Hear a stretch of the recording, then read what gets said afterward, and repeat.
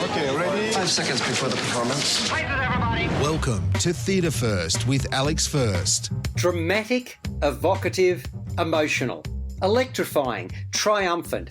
That is Hamilton. As good a musical as has appeared on stage. That's right, nothing yet seen can or has bettered it. The story is woven into the music, often delivered at breakneck speed, and we're taken on a journey of discovery. Hip-hop predominates, but everything from R&B to pop, soul and traditional show tunes are on show.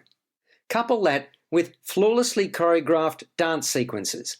I have so much admiration for the man who wrote the book and composed the music with lyrics. He was inspired by the book Alexander Hamilton by Ron Chernow. No wonder that Lin-Manuel Miranda is a Pulitzer Prize winner, Tony Award winner, Olivier Award winner, not to overlook gongs at the Grammys and Emmys. Alexander Hamilton, who was born on the 11th of January 1755 and died on the 12th of July 1804, rose from poverty to become an influential figure in US politics, a founding father no less.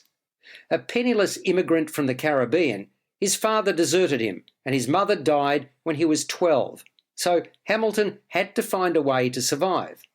With a towering intellect and the gift of the gab, he was never afraid of speaking his mind. In fact, he revelled in doing so. At age 19, he befriended a man named Aaron Burr, who'd become his adversary, a man with whom he'd lock horns on countless occasions and who'd grow to resent Hamilton. Burr would rise to the position of US Vice President.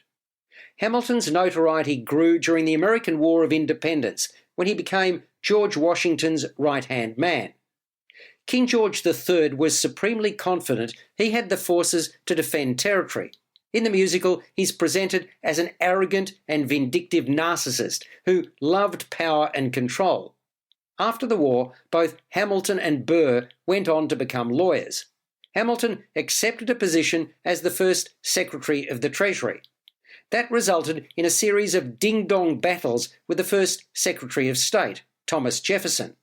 A couple of head-to-head rap contests between the pair, initiated by President Washington, present as verbal jousting at its finest.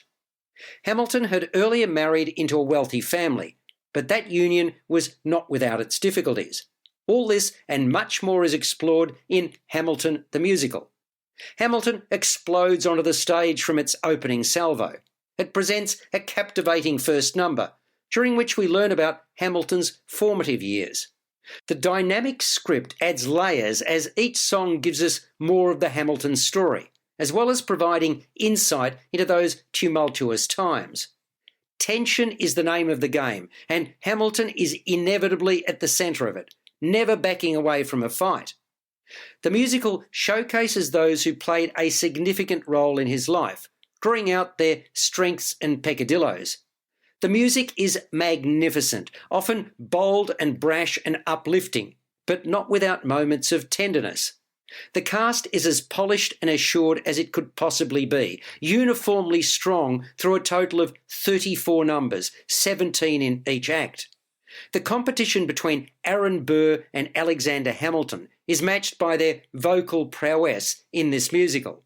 The scene stealer is Brent Hill as the uppity King George, who generates a rousing reception when he parades onto the stage carrying a sceptre, resplendent in regal red, gold and white fur.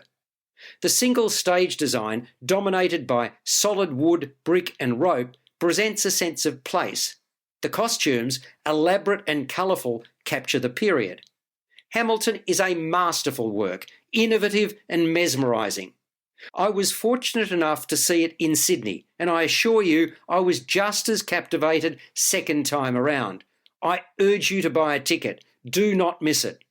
2 hours 50 minutes, including a 20-minute interval. Hamilton is playing at Her Majesty's Theatre in Melbourne. You've been listening to Theatre First with Alex First. Available at Apple Podcasts, Google Podcasts, Spotify, iHeartRadio, or your favourite podcast player. You can also stream on demand at Bytes.com. This has been another quality podcast production from Bytes.com.